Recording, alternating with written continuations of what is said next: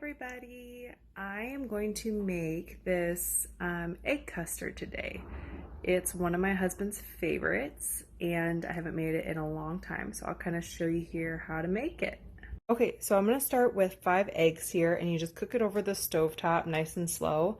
So I'm going to whisk that up, and then I'm going to add in coconut cream here. So you can either do coconut cream, coconut milk, can of that, and then you do 1 1/4 cups of whatever sweetener you want.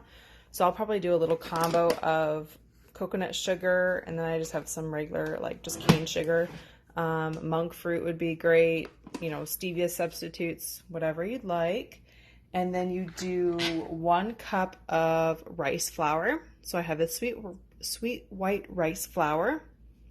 You do that, and then you do a little bit of water and a little bit of salt.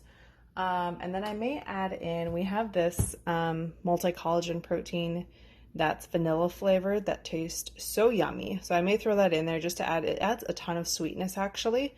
And it's all sweetened with just really good stuff. Stevia, natural vanilla flavor. So I may add in a couple scoops of that, plus the collagen just makes it really chewy. And then obviously there's a ton of benefits to just consuming collagen in general. So I'll kind of get this going here, and then I will check back.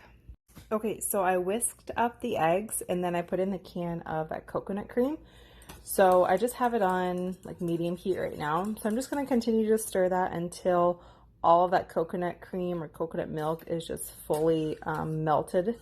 And then I'm going to throw in whatever sweetener you want, and then the flour. And then you'll just kind of keep mixing it in here, make sure all the eggs are get cooked, and then you throw it in the oven.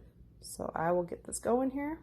Okay, so this is what it looks like. I added everything in. I added a little bit of water, a little pinch of salt, the collagen, the flour, and then the sweetener. And then I just have a pan here that I greased up a little bit.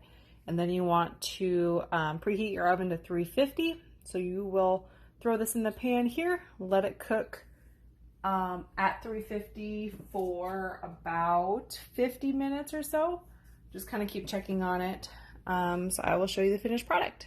Okay guys, this is what the finished product looks like. Looks really good. Let us know if you try this recipe out.